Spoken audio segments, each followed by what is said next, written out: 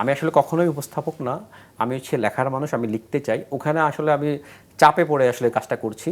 আমি মনে করি এটা একজন গীতিকবি হিসেবে আমার জন্য একটা অনন্য একটা প্রাপ্তি, যে এটা তো আসলে ভাগ্যেরও ব্যাপার।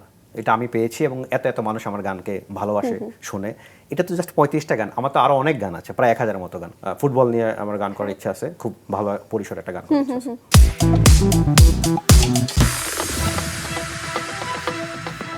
কেমন আছেন আপনারা? নিশ্চয়ই ভালো। আর আজকে আমি প্রতিদিনের মতন একজন তারকা অতিথিকে সাথে নিয়ে ফিরেছি। আজকে আমার হট সেটে বসেছেন একজন গীতিকার।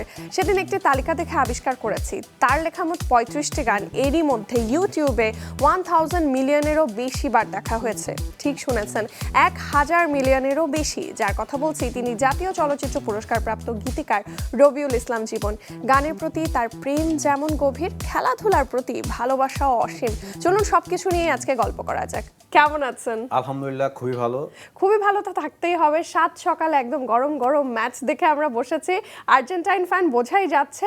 অনেকে বলে যে মেসি ছাড়া নাকি আর্জেন্টিনা দল ভালো করতে পারে না। আজকে কিন্তু প্রুফ করে দিয়েছে। একদম, কারণ হচ্ছে আজকে শুরুর একাদশে কিন্তু মেসি ছিল না এবং মেসি নামার আগে কিন্তু দুটা দুইটা গোল গোল হয়ে গেছে। গেছে। এটাতে প্রমাণিত হয়ে গেছে যে আর্জেন্টিনা শুধু মেসি নির্ভর দল না, এটা পুরো একটা টিম হিসেবে আসলে আর্জেন্টিনা খেলছে এবং দিনে দিনে আর্জেন্টিনা দুরন্ত হচ্ছে, দুর্দান্ত হচ্ছে। আপনি গতকালকে কিন্তু ছন্দে ছন্দে লিখেছিলেন, আমরা দেখেছি সোশ্যাল মিডিয়ায়, যে জর্ডানের জালে আসলে কতগুলো গোল দেয়া যায় সেটাই বসে বসে ভাবছে। তার মানে এই জয়টা তো খুবই এক্সপেক্টেড ছিল। অবশ্যই প্রত্যাশিত ছিল, কারণ হচ্ছে দুই দলের র্যাঙ্কিং, দুই দলের স্ট্যাটাস সবকিছু মিলে সেটাই বলে। তারপর যেহেতু শেষ ম্যাচ আর্জেন্টিনা একটা এক্সপেরিমেন্টাল করেছে, বেস্ট 11-এর 5-6 জনকে তারা কিন্তু খেলাই নেয় শুরুতে। তো আমার মনে হয় এটা একটা ভালো ব্যাপার ছিল। আর খেলায় আমার কাছে যেটা সবচেয়ে ভালো লেগেছে সেটা হচ্ছে পেনাল্টি থেকে গোল হয়েছে, ফ্রি কিক থেকে গোল হয়েছে। এটা একদিক থেকে খুবই গুরুত্বপূর্ণ, কারণ নকআউটের যে খেলাগুলো হবে তখন এমনও হতে পারে যে সেই খেলাটা টাইব্রেকারে গড়াতে পারে। সেক্ষেত্রে ফ্রি কিকগুলো এবং হচ্ছে পেনাল্টি শুট, এটা আমি মনে করি আর্জেন্টিনাকে বাড়তে একটা কনফিডেন্স দেবে। এবং পাশাপাশি এই ম্যাচটাও অনেকটা কনফিডেন্স দিয়েছে আমি বলবো, যেহেতু ফার্স্ট হাফে তারা লিড নিয়েছে এবং শেষের দিকে মেসি নেমেছে। এবং খুব ভালো লাগে আসলে আমাদের এবারের ওয়ার্ল্ড কাপ মেবি তার জন্য শেষ, এবং আশা করছি খুব ভালো একটা এক্সপিরিয়েন্সের ভেতর দিয়ে আমরা যেতে পারবো। বাই দ্য ওয়ে, আপনি ফ্যান হিসাবে কিন্তু খুবই লাকি, এবং অ্যাজ আ ফ্যান আপনার মানে পাগলামির গল্পও কিন্তু অনেক, মানে আপনাকে নিয়ে তো অনেক হিংসাই করি আমরা অনেকে, বিকজ লাস্ট কাতার ওয়ার্ল্ড কাপে 2022-এ আপনি দুটো সেমিফাইনাল তো দেখেছেন এবং মাঠে বসে আপনি ফাইনাল দেখেছেন, হিস্ট্রির পার্ট হয়েছেন। কি বলবেন সেটা নিয়ে একটু শুনবো। এটা আসলে আমার জীবনের একটা অনন্য একটা প্রাপ্তি, আমার স্বপ্ন ছিল। এবং এর আগে তো খেলাটা দেখেছি, তো আসলে দেখা গেছে বা একটা মানুষ জানে, কিন্তু এই এই খেলার টিকিট পাওয়ার জন্য, যাওয়ার জন্য আমার মনে হয় 5-6 মাস কিন্তু আমার এর আগে গেছে। এবং এমনও হয়েছে আমি টানা কয়েক রাত ঘুমাতে পারি না, কারণ আমার প্রথম টেনশন ছিল। তারপর আমার ভিসাটা করার পরে ওখানে পাসপোর্টের টাইমিংয়ের একটা জটিলতা দেখা যায়, তারপর আবার নতুন করে পাসপোর্ট করা হয়, আবার ওটার সাথে অ্যাটাচ করা হয়। অ্যান্ড দেন প্রথম ম্যাচটা যখন আর্জেন্টিনা হেরে যায় সৌদি আরবের কাছে, তখন তো কিছুটা মন খারাপ হয় যে আমার তো সব কিছু সেট করা, আমি যাবো খেলা দেখতে। তারপর হ্যাঁ, বিশ্বাস ছিল যে হ্যাঁ, প্রথম ম্যাচটা হয়তো খারাপ হলেও নিশ্চয়ই সামনে ভালো কিছু আছে। এবং প্রথম ম্যাচটা আমার মনে হয় খারাপ হওয়াতে আর্জেন্টিনা বেশি শক্তিশালী হয়ে আসলে খেলেছে। এবং পরবর্তীতে তো প্রত্যেকটা ম্যাচই আসলে নকআউটের মতন করে খেলতে হচ্ছে, এবং স্টিল আমার 2022-এর ফাইনালের কথা ভাবলে গায়ে কাটা দেয়। আই থিঙ্ক আমার মতো অনেকেই ওইটার রিপিটটাও যদি আমরা দেখি, হাইলাইটসও দেখি, স্টিল কিন্তু ওরকম টেনশন কাজ করে। অবশ্যই, শুধু টেনশন না, অনেক বেশি টেনশন। এবং আমার তো এমন হয়েছে, আমার মনে হয় একদম হার্ট অ্যাটাক করার মতো অবস্থা ছিল, কারণ প্রায় 80 মিনিট 2-0 এবং তখন তো আর্জেন্টিনা জিতেই গেছে। এখন তখন মনে হচ্ছিল এক পেশে খেলা হচ্ছে, কোনো মজা হচ্ছে না, এরকম মনে হচ্ছিল। এবং আমি যেহেতু মাঠে ছিলাম, আমাকে বাংলাদেশ থেকে, দেশের বাইরে থেকে অনেকে আমাকে ফোন করেছিল, মানে সবাই আমাকে উইশ করছিল যে আমার আশা সার্থক, এবং আমি এত বড় একটা টুর্নামেন্ট, এত বড় একটা ফাইনাল, আমি মানে ইতিহাসের অন্যতম সেরা ফাইনাল যেটা আমি মাঠে বসে দেখছি, সেটাতে আমি জিতেছি এবং খুব এনজয় করছি। কিন্তু যখন পাল্টা পরপর পরপর যখন দুটা গোল আর্জেন্টিনা হজম করে, খেলার আসলে দৃশ্যপটটা পাল্টে যায়। এরপর আর্জেন্টিনা আরেকটা গোল করে এবং 3 নম্বর যে গোলটা হয়, আমার মনে হয়, আমি মাঠে আমার সাথে যারা ছিল তারা জানে, আমি জাস্ট মুখ দিয়ে বলেছি যে গোল, মানে আমার মনে হয় জাস্ট আমি বলার সাথে সাথে গোলটা হয়েছে। এবং এরপরে আবার যে গোল হজম করা, এবং ট্রাইব্রেকার যখন হয় তখন আমি লিটারালি বুক ধরে ছিলাম, মানে আমি আমার বুকটা ধরেছিলাম, আমি ভিডিও ছেড়েছিলাম, হয়তো অনেকে দেখেছেন। আমি মানে আমার মনে হয় যে আমি মারা যাবো, মানে এত খারাপ লাগছিল তখন, যে দম বন্ধ হওয়ার অবস্থা। তবে আপনি মানে আমি বলবো যে লায়নেল মেসি যখন বাংলাদেশে এসে একটি প্রীতি ম্যাচ খেলেছিলেন 2011-তে, আপনি সেই দিক থেকেও সৌভাগ্যবান, আপনি মাঠে বসে সেই খেলাটা উপভোগ করেছেন। সেই সময়কার মেমোরি মনে আছে নিশ্চয়ই? আচ্ছা, সেটা অসাধারণ ছিল। সেটা 2011 6 অক্টোবর আমার যতটুকু মনে আছে। এবং মজার বিষয় হচ্ছে আমি এই পর্যন্ত আর্জেন্টিনার 3টা ম্যাচ মাঠে দেখেছি, সবগুলো ম্যাচে আর্জেন্টিনা 3টা করে গোল করেছে। ইন্টারেস্টিং। অর্থাৎ 3টার কমে গোল করেনি। তো আমার মনে হয় আর্জেন্টিনার ফ্যানদের উচিত আমাকে আর্জেন্টিনার খেলা দেখার এরকম ব্যবস্থা করতে দেওয়া, তাহলে আর্জেন্টিনা এতগুলা গোল করতে পারবে আরও। আর যেটা বলছিলাম যে 2011 যেটা খেলা ঢাকায় যেটা হয়েছিল, সেখানে সবচেয়ে মজার পার্ট ছিল যেটা আমার জন্য, ম্যাচটা শুরু হওয়ার আগে 5টা গান প্লে করা হয়। এর মধ্যে শেষের গানটা ছিল একটা বাংলা গান, এবং সেই গানটা ছিল আমার লেখা, যে লাল সবুজের বিজয় লিখে হাতে হাতে ছড়িয়ে দাও, আমার যে গানটা। তো এই গানটা শেষ হওয়ার পরে কিন্তু খেলা শুরু হয়। তো আমার মনে হয় এটা একটা অনন্য একটা প্রাপ্তি। আর্জেন্টিনা আমার সবচেয়ে পছন্দের টিম, যে ছোটবেলা থেকে যে টিমটাকে সাপোর্ট করছি। আর মেসি ছিল ওই টিমে, ডিমারিয়া ছিল, এবং আর্জেন্টিনার শক্তিশালী টিমে নাইজেরিয়ার সাথে হ্যাঁ ওই ম্যাচটাতে খেলেছিল। তো ওই এরকম একটা ম্যাচে যখন আমার একটা সৃষ্টি, আমার লেখা একটা গান যখন মাঠে প্লে হচ্ছে, মেসি সহ পুরো সবাই শুনছে, সেটা তো আসলে সারা জীবন মনে রাখার জন্য একটা স্মৃতি আমার জন্য। আচ্ছা ধরুন না, যদি কখনো এরকম একটা স্বপ্নের মতো জিনিস সত্যি হয় আপনার জীবনে, লায়নেল মেসির ইন্টারভিউ করার যদি সুযোগ হয়, প্রথম কোন প্রশ্নটা করবেন আপনি? এটা কঠিন আসলে, তখন পরিস্থিতি বুঝে হয়তো করব, কিন্তু সে যে মানে এত মানে শান্ত থাকে কিভাবে, হয়তো এটা আমি জিজ্ঞেস করতে চাবো। হয়তো অনেকে খেলা নিয়ে অনেক প্রশ্ন করবে। আমার কাছে মনে হয় মেসি একজন মাটির মানুষ। মানে আমরা প্রত্যেকটা পরিস্থিতিতে দেখি, যখন হাঁটে চলে, মানুষের সাথে কথা বলে, উনি যখন ইনজুর্ডও হয় বা ফাউলের শিকারও হয়, হ্যাঁ ফাউলের শিকার হয়, কিন্তু সে নিজে নর্মালি ফাউল করে না। মানে আমার মনে হয় যে মেসি এত বড় কেন, এত অনন্য কেন? গোল করছে, খেলছে, সেটা তার একটা পার্ট। সেকেন্ড পার্ট হচ্ছে অ্যাজ এ হিউম্যান বিং, তার মধ্যে যে অসাধারণ একটা ব্যাপার, এত মানবিক এবং এত সিম্পলি সে যে মানুষের সাথে মেশে চলে, এবং মানুষের সাথে যে কোনো রকম অ্যাটিটিউড দেখায় না, এইটা আমার মনে হয় মেসিকে আরো বেশি তার টোটাল ক্যারিয়ারটাকে আরো ঊর্ধ্বমুখী করেছে তার ইমেজের দিক থেকে। অবশ্যই। তবে এবারের ওয়ার্ল্ড কাপ কিন্তু চমকের একটা ওয়ার্ল্ড কাপ, কারণ আমরা দেখছি যে কুরাসাও, কেপ ভার্দে সহ বেশ কিছু দল খুবই চমক দেখাচ্ছে। কেপ ভার্দের কথা তো বারবার আসবে, এবং সেখানকার গোলরক্ষক অলরেডি বলেছেন যে মানে আমি তো এটা নিয়ে এক্সাইটেড যে আমি হচ্ছে লায়নেল মেসির সাথে খেলবো, এবং ম্যাচ শেষে আমরা জার্সি অদল বদল করব। কেপ ভার্দে কিন্তু বড় একটা চমক দেখিয়েছে, এবং নেক্সট ম্যাচ তাদের সাথে কি ভাবনা এটা নিয়ে? এটা আমার মনে হয় একটু কঠিন আছে, কারণ হচ্ছে কেপ ভার্দের খেলার যে ধরনটা, তারা হচ্ছে গোল করবে কি করবে না সেটা না, তারা হচ্ছে গোলটা হজম করবে না, এবং ডিফেন্স খেলা অনেক বেশি। এটা একটা ভয়ের ব্যাপার, কারণ হচ্ছে যখন তারা বেশি ডিফেন্স করবে, আর্জেন্টিনা তার বারবার আক্রমণ করবে। আক্রমণ করার পরে যেটা হবে, কেপ ভার্দে কিন্তু পাল্টা আক্রমণ করবে, তাদের কিন্তু গতি আছে। তো এই জায়গাটাতে আমি মনে করি আর্জেন্টিনাকে অনেক সতর্ক থাকতে হবে, কারণ এই টাইপের ম্যাচগুলো হয় কি, যখন পাল্টা আক্রমণ করে, মাঠ ফাঁকা থাকে, এই ফাঁকা মাঠে কিন্তু গোল করার সুযোগটা থাকে। তো আর্জেন্টিনার ডিফেন্স আশা করি সেই জায়গা থেকে অবশ্যই মনোযোগী থাকবে আর কি। অফকোর্স। এবার কেন যাওয়া হলো না আপনার? সত্যি কথা যেটা, আমার এইবারের টিকিট ছিল 2টা, আমি 2টা টিকিট করেছিলাম, আমি আসলে যাওয়ার ভিসা পাইনি, এই জন্য আসলে আমার যাওয়া হচ্ছে না। আমি অনেক আগে 2টা টিকিট করেছিলাম, একই ম্যাচ, এবং রাউন্ড অফ 16-এর সামনে এই ম্যাচগুলো সামনে হবে। নেক্সট টাইম ইনশাআল্লাহ। ভাই, আমাদের বাংলাদেশের অ্যাসপেক্টসে যদি বলি, অ্যাকচুয়ালি সবাই বলে যে আসলে যখন ব্রাজিল বা আর্জেন্টিনার ম্যাচগুলো শুরু হয় তখন আসলে খেলা জমে ওঠে। আর এবার যেটা হয়েছে, গ্রুপ পর্বে যেহেতু 48টা দল এবং এতগুলো ম্যাচ, টাইমিং এর কারণে অনেকেই মিস করেছেন। বাট এই যে নকআউট যে শুরু হচ্ছে, এখান থেকে তো এক্সাইটমেন্ট আরো বেড়ে যাবে, এবং নকআউটের থার্ড ম্যাচ হিসেবে আমরা দেখছি ব্রাজিল ভার্সেস জাপানের ম্যাচ। এশিয়ার অন্যতম ডিজার্ভিং একটা দল কিন্তু জাপান। কি এক্সপেক্ট করছেন? এটা আসলে দুই রকম প্রত্যাশা। সেটা হচ্ছে ব্রাজিলের দিক থেকে চিন্তা করলে তো ব্রাজিল ফেভারিট, সবাই ধারণা করছে ব্রাজিল হয়তো সেমিফাইনাল পর্যন্ত যেতে পারে।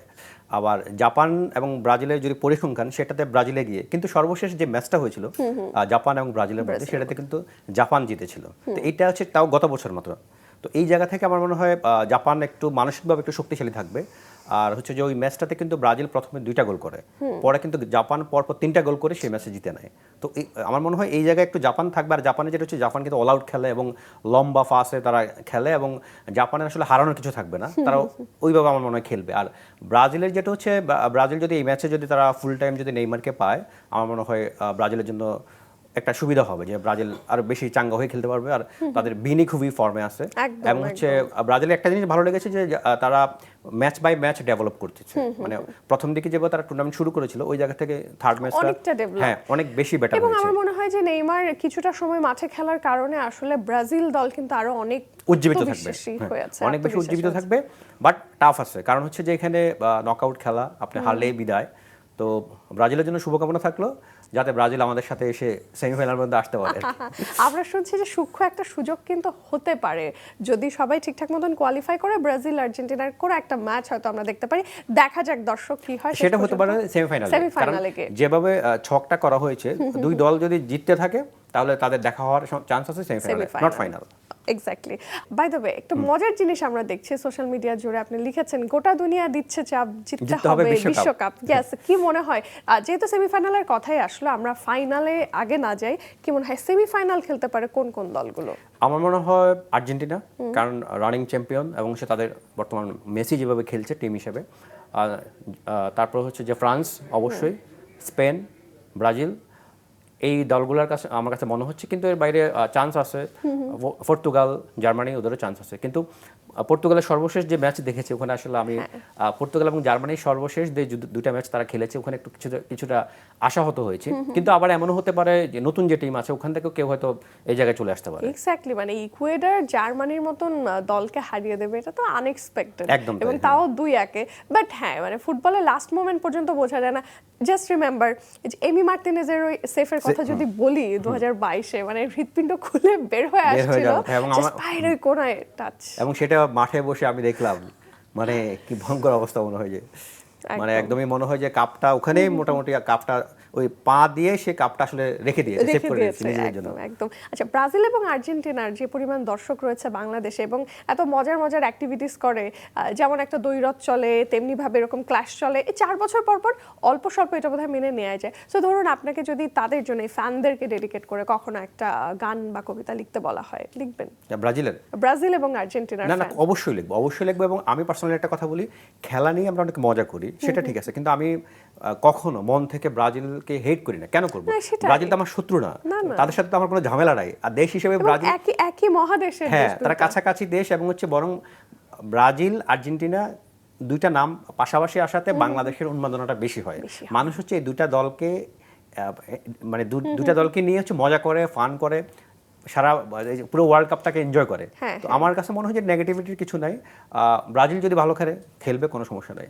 অবশ্যই। এবং একটা জিনিস বলতে চাই, আমরা দেখেছি যে আসলে যারা আর্জেন্টাইন সাপোর্টার ব্রাজিলের কোনো খেলা হলে লেগ পুল করে, বাট মনে মনে চায় না না না প্লিজ তারা জিতুক, তারা থাকুক, উন্মাদনাটা যাতে বজায় থাকে। উন্মাদনার আরেকটা কথা আছে, সেটা হচ্ছে যেমন গত বিশ্বকাপে ব্রাজিল হারার পর আমি মন খারাপ করেছি, সত্যি কথা। কারণ আমি কেন মন খারাপ করেছি, আমি হয়তো আর্জেন্টিনা সাপোর্ট করি, কিন্তু আমার তো আর অসংখ্য বন্ধু ব্রাজিল সাপোর্ট করে। আমার টিম যখন জেতে আমার কাছে কত আনন্দ লাগে, কত ভালো লাগে, নিশ্চয়ই তার কাছেও এমন লাগবে। তো আমি চাই যে ব্রাজিল আর্জেন্টিনা শেষ পর্যন্ত আসুক, যদ্দূর না তাদের মোকাবেলা হয় কোনো সমস্যা নেই, একটু পর্যন্ত তারা আসুক, মোকাবেলায় আর্জেন্টিনা জিতে যাক, কিন্তু একটু পর্যন্ত আসুক। খেলাধুলার গল্প আসলে আমরা অনেক করেছি, এবার একটু উপস্থাপক রবিউল ইসলাম জীবনের গল্প জানতে চাই। সেলিব্রিটি আওয়ার আপনি হোস্ট করছেন, কতটা এনজয় করছেন উপস্থাপনা? আমি আসলে কখনোই উপস্থাপক না, আমি হচ্ছে লেখার মানুষ, আমি লিখতে চাই। ওখানে আসলে আমি চাপে পড়ে আসলে কাজটা করছি। আমি যেখানে কাজ করছি CZ24, আমার বন্ধু হচ্ছে এডিটর তোফাজ্জল হোসেন রুবেল, তো তার অনুরোধে, সত্যি কথা যেটা, একদম চাপে পড়ে আমাকে আসলে কাজটা করতে হচ্ছে। কাজ করতে গিয়ে কি মনে হচ্ছে যে একজন উপস্থাপকের কি কি গুণ থাকা একেবারে আবশ্যক? এটা অনেক কঠিন একটা কাজ। আমি এই সিটে এসে বসি, যে এখানে আমি বলি মাছরাঙ্গার কথা, আমার মনে হয় বাংলাদেশের সবচেয়ে সুন্দর যে প্রোগ্রামগুলো হয় মাছরাঙ্গাটা হয়। এবং এই যে আমি রোমান রশিদ খান, তাকে আমি বলি হচ্ছে প্রশ্নগুরু। আমি একদম সব জায়গায় একদম ওপেনলি বলি যে এত সুন্দর প্রোগ্রাম, এত গোছানো, এটা বাংলাদেশে, এটা একটা দৃষ্টান্ত যে এখান থেকে আমরা বাংলাদেশে এত সুন্দর সুন্দর ভালো ভালো প্রোগ্রাম, পডকাস্ট সে যেটা করছি, এরকম যে হতে পারে। তো আমার যেটা আমি চেষ্টা করছি, যদি কন্টিনিউ করি, আমার মনে হয় এক্সপিরিয়েন্স হয়তো সামনে হয়তো ভালো কিছু করতে পারবো।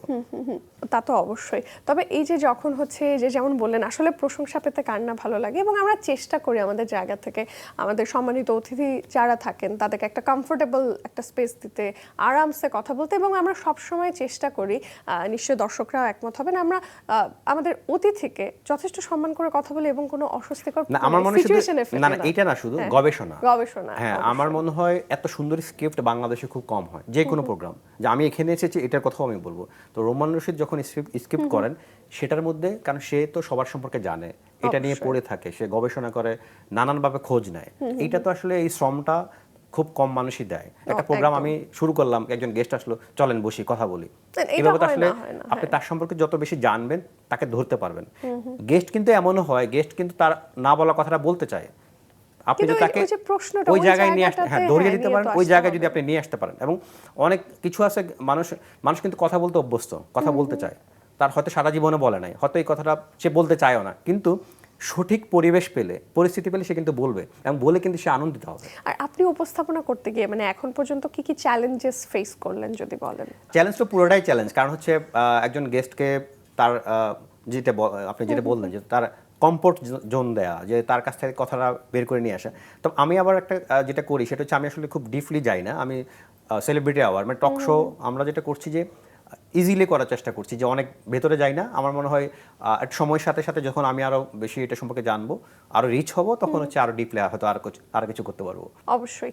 তবে বাংলাদেশে আমরা যেটা দেখি যে নারী উপস্থাপকের অনেক আধিক্য, এখন পুরুষ উপস্থাপক সংখ্যায় খুবই কম, এর কি কারণ হতে পারে? আচ্ছা, এইটা হচ্ছে যে অনুষ্ঠানগুলোতে যেটা হয়, নারী থাকলে যেটা বলে যে একটা সৌন্দর্য আর কি, একটা অনুষ্ঠান বা একটা আপনার হাঁটা চলা, গ্ল্যামারাস। হ্যাঁ যেটা হয়, তো একটা থাকলে এই জন্য চ্যানেলগুলো হয়তো চায় যে একটা নারী থাকলে তো ভালো লাগবে। এটা একটা আমার মনে হয় একটা অ্যাডভান্টেজ হিসেবে কাজ করে। আর এটাই। আর পুরুষ যেটা সেটা হচ্ছে কম হয়, কমই দেখা যায়। বাট আমি তো পুরুষ হিসেবে করছি, দেখা যাক সেগুলো কি হয়। অবশ্যই। তবে আপনার কাছে যদি জানতে চাই যে আপনি যখন উপস্থাপনায় এলেন, আইডল সেটাও আপনি বলতে পারেন যে কাদেরকে দেখে আপনি উদ্বুদ্ধ হয়েছেন বা কাদের থেকে আপনি একটু কোনো কিছু শেখার চেষ্টা করেন, বা আপনার ফেভারিট হোস্ট কারা? না, আমার সত্যি কথা, আমি আসলে কখনো উপস্থাপক হইতেও চাই না, এখানে আসলে বাধ্য হয়ে করেছি, যার কারণে আমি আসলে কাউকে ওইভাবে ফলো করি নাই। তবে আমি যেটা বলবো, আমি যদি কোনো একটা প্রশ্ন দেখি বা কিছু একটা করি, সেটা হচ্ছে রোমান রশিদের যে পডকাস্ট যেটা হয়, এটা আমার অনেক দেখা হয়, এবং তাকে আমি এই জায়গায় প্রচন্ড হিংসা করি। আমরা গান নিয়ে আলাপে যাওয়ার আগে আমি জাস্ট উপস্থাপনা নিয়ে আরো একটা জিনিস জানতে চাই, মোস্ট চ্যালেঞ্জড মোমেন্ট কোনটা ছিল? আমার মনে হয় সবচেয়ে চ্যালেঞ্জ হচ্ছে আপনার গেস্ট যিনি আসবেন তার মেজাজটা বোঝা। কারণ আপনি যখন প্রোগ্রামটা শুরু করবেন, আমরা তো হয়তো একটা সিরিয়াল করি যেভাবে আমি শুরু করব, কিন্তু আমাকে তার মেজাজ বুঝতে হবে। সেক্ষেত্রে আমাকে যেটা করতে হবে, সে এখন যে মুডে আছে, আমাকে হয়তো ওখান থেকে স্টার্ট করতে হতে পারে। আমি হয়তো একটা জিনিস রেডি করেছি, এইভাবে কাজটা করবো, এমন হতে পারে আমাকে শেষ থেকেও শুরু করতে হতে পারে। কারণ হয়তো প্রশ্নের মধ্যে কোনো কিছু চলে আসলো, কোনো প্রসঙ্গ আসলো, আমাকে সেটার ধারাবাহিকতা রেখে এবং কোনো কঠিন কিছু থাকলে মনে হয় সেই চ্যালেঞ্জটা শেষ দিকেই নিতে হবে। ওকে, এবার আসবো গানের প্রসঙ্গে। পরপর পবিত্র ঈদুল ফিতর এবং ঈদুল আজহা গেল, এই দুই ঈদে আপনার মোট কতগুলো কাজ এলো? রোজার ঈদে আমার দুইটা সিনেমায় স্পেশালি আমার গান ছিল, প্রিন্স এবং হচ্ছে রাক্ষস। প্রিন্সে পরি যে গানটা খুবই আলোচিত হয়েছিল, আপনি হয়তো শুনেছেন, তুমি মানুষ নাকি পরি, আমি ভেবে ভেবে মরি। তারপরে হচ্ছে রাক্ষসে ছিল তুমি ছাড়া, তুমি আমার। এবং এই দুইটা গান নিয়ে একটা মজার ঘটনা ঘটেছে গতকালকে। আমাদের একজন ক্রিকেটার, আমাদের 3 ফরম্যাটের এক ফরম্যাটের ক্যাপ্টেন, এবং সে কালকে এই তুমি ছাড়া তুমি আমার বলছে, আমি নন স্টপ শুনছি। হ্যাঁ, মানে গতকালকের ঘটনা, এবং ভালো লাগে। এবং সে আমার আরো কয়েকটা গান কালকে বলেছিল, ছেলে আমার একটা গান আছে, আমার নাটকের একটা গান, অনেক পুরনো। তো কালকে হঠাৎ করে ওই গানের কথা, আর অনেক গান নিয়ে কথা হচ্ছিল। কোরবানি ঈদের কাজগুলো নিয়ে জানতে চাই। কোরবানি ঈদে কয়েকটা নাটকে আমার গান ছিল। একটা ছিল রাফাত মজুমদার রিঙ্কুর ঝরা বকুল, এখানে একটা গান ছিল। একটা ছিল হচ্ছে যে যদি আমার না হও, সেতু আরিফ। আরেকটা ছিল মজুমদার শিমুলের, সেই নাটকটা হচ্ছে সুখের গল্প। এবং আলাদা আলাদা গল্প, আলাদা আলাদা গান। এবং আমার ভালো লেগেছে যে এই 3টা গানই আমার আসলে নাটক দেখে, নাটকটা আমাকে শুট করে দেখে পাঠানো হয়েছে, তারপর আমি নাটকগুলো দেখে আমি সেভাবে আসলে গানগুলো লিখেছি। তো আমার ভালো লেগেছে যে আমাদের নাটকে যে পরিবর্তন, এখন এত সুন্দর সুন্দর গল্প, না আমি নিজে জাস্ট খুবই ভালো লেগেছে আমার। এবং নতুন কিছু আছে এবং হচ্ছে যে পারিবারিক বিভিন্ন গল্প আমি আসলে এবার নাটকগুলো আমরা একটা সময় কিন্তু মানে খুবই মিস করতাম যে আমরা দেখছি যে জাস্ট 2-3 জন আর্টিস্ট দিয়ে নাটক শেষ করে দেওয়া হচ্ছে, বাট না, আমরা আসলে এখন এই যে অস্থিরতার মধ্যে না একটু পরিবারের মাঝে সুখ খুঁজতে চাই, এই ধরনের কাজগুলো দেখতে চাই উইথ আওয়ার ফ্যামিলি। সো ঝরা বকুলের কথাও যদি বলি, পার্সোনালি নাটকটা আমার ভীষণ প্রিয়, এবং যে গান আপনি লিখেছেন অ্যামেজিং অ্যামেজিং। ফিডব্যাক কেমন পাচ্ছেন? জান রে, এটা সজীব দাস এবং হচ্ছে দোলা রহমান, তারা দুজন গিয়েছিল। মানে দুর্দান্ত ফিডব্যাক, অনেকেই ফোন করেছে, এবং হচ্ছে যে মেসেঞ্জারে, এবং এমন হয়েছে দেশের বাইরে থেকে। দেশের বাইরে মানুষ আসলে কিন্তু গান নাটক এগুলো মনে হয় বেশি দেখে, ওখান থেকে আসলে পেয়েছে, এবং খুব সুন্দর তারা গানটা গেয়েছে। আর আপকামিং কি আসছে আপনার কাছে? আপকামিং 3-4টা নাটকের গান আছে, আর হচ্ছে আরো 2-3 জন শিল্পী নতুন কাজ করা হচ্ছে। খেলা নিয়ে একটা গান করব সামনে, ফুটবল নিয়ে আমার গান করার ইচ্ছা আছে, খুব ভালো পরিসরে একটা গান করার ইচ্ছা আছে। এবার একটু আসতে চাই 2022-এর আপনার সেই ট্রেমেন্ডাস অর্জনের প্রতি। আসলে একজন শিল্পী হিসাবে জাতীয় চলচ্চিত্র পুরস্কার পাওয়া অনেক বড় একটা রিমার্কেবল জিনিস, এবং সেই জায়গা থেকে আপনি পরাণ সিনেমাতে চমৎকার গান লিখে আপনি এই পুরস্কারটা পেয়েছিলেন। এই যে ন্যাশনাল রেকগনিশন নিশ্চয়ই আপনাকে অনেক উদ্বেলিত করে। এরপরে 2024, 25, 26 3 বছরই আপনার কাছ থেকে আমরা গান পেয়েছি। কোন কাজটার জন্য আপনি অ্যাওয়ার্ড এক্সপেক্ট করছেন? অ্যাওয়ার্ড তো আসলে এরকম কিছু হলে তো অবশ্যই ভালো লাগবে, বাট আমার তুফান সিনেমা আমার একটা গান ছিল 2024-এ, আসবে আমার দিন, তুফানের প্রথম গান। তো এটা হচ্ছে একটা মোটিভেশনাল গান। সিনেমায় এই ধরনের গান খুব কমই হয়, লাভ সং হয়, আইটেম সং হয়, কিন্তু এটা হচ্ছে একটা মানুষের স্বপ্ন নিয়ে, যে সে বড় হতে চায়, সে নায়ক হতে চায়। হ্যাঁ, নায়ক হতে চায়, যে স্বপ্ন আমাদের প্রত্যেকটা মানুষের স্বপ্ন। জানি আসবে আমার দিন, হবে সবকিছু রঙিন, খুশিতে নাচবে আসমান জমি। তো এই যে গানটা নিয়ে আমার একটা স্বপ্ন আছে। তারপরে পরের বছর ছিল কন্যা কন্যা কন্যা রে, জিন সিনেমা ছিল, এবং খুবই হিট একটা গান ছিল। এবং এই গানের জন্য if I am not wrong Imran Mahmud Meril Prothom Alo পুরস্কারও পেয়েছেন। হ্যাঁ, সেটা আমার লেখা ছিল। আর 2026 এবছর যদি বলি, পরি গানটা ছিল, তুমি ছাড়া গানটা ছিল, আরো কিছু হয়তো এর মধ্যে বের হতে পারে। আমি শুরুতে ইন্ট্রোতে একটা ইনফো দিয়েছিলাম দর্শকদের যে আপনার লেখা 35টি গান 1,000 মিলিয়নেরও বেশি ভিউ হয়েছে ইন টোটাল। এইটা অনেক অনেক বড় একটা জিনিস, এবং এই অর্জনটাকে আপনি কিভাবে দেখেন? এটা আসলে আমি তো ওইভাবে ভাবি নাই, কিন্তু আমি যখন গানগুলাকে একদিন এমনি মনের অজান্তে একটু গুনে দেখলাম যে 1,000-এর বেশি, মানে আমার লেখা গানের সংখ্যা প্রায় 1,000, সেখানে মাত্র 35টাই 1,000 মিলিয়নের বেশি ভিউ। এবং এই গানগুলো কিন্তু অনেকগুলো হয়েছে যে অনেক পরে ইউটিউব আপ করা হয়েছে, শুরু থেকে ছিল না, এটা জাস্ট ইউটিউব। তো এই ইউটিউব আরো কত রকম প্ল্যাটফর্মে আমাদের গান মানুষ শুনছে, আর ক্যাসেটে শুনেছে, সিডিতে শুনেছে, বেতারে শুনেছে, টেলিভিশনে শুনে, আর কতভাবে শুনে। আমি মনে করি এটা একজন গীতিকবি হিসেবে আমার জন্য একটা অনন্য একটা প্রাপ্তি, যে এটা তো আসলে ভাগ্যেরও ব্যাপার, এটা আমি পেয়েছি, এবং এত মানুষ আমার গানকে ভালোবাসে, শুনে। এটা তো জাস্ট 35টা গান, আমার তো আরো অনেক গান আছে, প্রায় 1,000-এর মতো গান, এবং ওইগুলা গানও আছে যে এমন হয়তো ভিউ কম, হয়তো 1 কোটি ভিউ হয় নাই, কিন্তু এগুলা মানুষ অনেক মানে ভালোবাসার জায়গা থেকে এগুলো কিন্তু একদমই অপরিসীম ভালোবাসা মানুষে পেয়েছে। আর এখানে কিন্তু জাস্ট আমি যেগুলা গান কোটির উপরে ভিউ, মানে 10 মিলিয়ন প্লাস, হ্যাঁ, সেটা আপনি কাউন্ট করেছেন, সেটা কাউন্ট করেছি। এর বাইরে তো হয়তো 98 লাখ, 97 লাখ, 90 লাখ, 80 লাখ, এরকম অসংখ্য গানই আছে। এবং সবচেয়ে ইন্টারেস্টিং একটা স্ট্যাট আপনাকে বলি, এই যে 35টা গান, এর মধ্যে 15টা গানই গেয়েছেন আসলে ইমরান মাহমুদুল, এবং তার মধ্যে বেশ কিছু কম্পোজ তো ওনার গান তো ইউজুয়ালি উনিই কম্পোজ করেন। তো ইমরান মাহমুদুল এবং রবিউল ইসলাম জীবন, এই জুটিটা তো অনেক সাকসেসফুল, আমরা বুঝতেই পারছি। কতটা লাকি মনে হয় ওনাকে আপনার জন্য? আমরা দুজনের জন্য অনেক লাকি। আমরা 2008 থেকে এখন 26, 18 বছর, হ্যাঁ, একসাথে কাজ করে যাচ্ছি, এবং ওর সংগ্রাম, আমাদের সংগ্রাম, সঙ্গীতের সংগ্রাম কাছাকাছি সময়ে। একসময় ইমরান যখন যাত্রাবাড়ি থাকতো কোনাপাড়া, তখন ঢাকায় আসলে আমার বাসায় থাকতো, আমরা দুজনে, আমার লুঙ্গি পরে সে থাকতো, দুজন হচ্ছে গান নিয়ে বসতাম, এবং এমনও আমাদের গল্প আছে যে আমি অফিসে চলে যেতাম, আমার বাসার চাবি ইমরানের কাছে থাকতো, তারপর আমি অফিসে যাওয়ার পরে ও মানে পরে বের হয়ে একটা দোকানের চাবিটা রাখতো, তো আমি এসে তারপরে ওটা নিয়ে বাসায় ঢুকতাম। তো এরকম আসলে আমাদের সঙ্গীতের যে সম্পর্কটা, এটা অনন্য এবং খুবই বিশুদ্ধ একটা সম্পর্ক, যার কারণে আমাদের এত বছর আসলে কাজ করা কিন্তু কঠিন একটা ব্যাপার। কারণ বিশেষ করে মিডিয়াতে নানা রকম থার্ড পার্টি ঢুকে নানান ঘটনা ঘটে, কিন্তু এরপরেও আমরা কাজ করে যাচ্ছি, এবং সামনেও আমাদের আরো কাজ আসবে নিশ্চয়ই। তবে একটা জিনিস আমরা একটু বলতে চাই, আমরা দেখি যে আমাদের এখন তো আসলে সিনেমার গানগুলো খুবই পপুলারিটি পায়, তারপরে আরো বেশি পপুলার হয় বোধহয় নাটকের গানগুলো। তো সেখানে আমরা দেখি ঘুরে ফিরে হাতে গোনা কজন গীতিকার, প্রত্যেকের প্রতি সম্মান রেখে বলছি, নতুনদেরও তো আসলে আমরা এক্সপেক্ট করি, নতুন গীতিকার কেন আসছে না? নাটকে কিন্তু অনেক গীতিকার গান লেখে, সত্যি।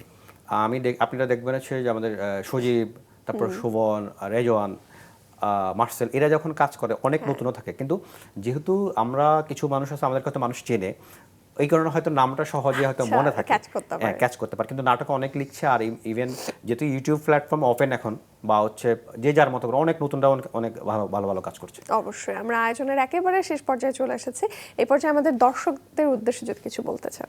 দর্শকদের উদ্দেশ্যে বলবো, দেশকে ভালোবাসবেন, পরিবারকে ভালোবাসবেন, নিজেকে ভালোবাসবেন, আর বিশ্বকাপ পর্যন্ত অবশ্যই আর্জেন্টিনাকে ভালোবাসবেন। That's great. Thank you so much for being here, এবং আমাদের বিনোদন সারাদিন এবং মাছরাঙা টেলিভিশনের পক্ষ থেকে অনেক অনেক ধন্যবাদ। আপনাকে অনেক অনেক ধন্যবাদ।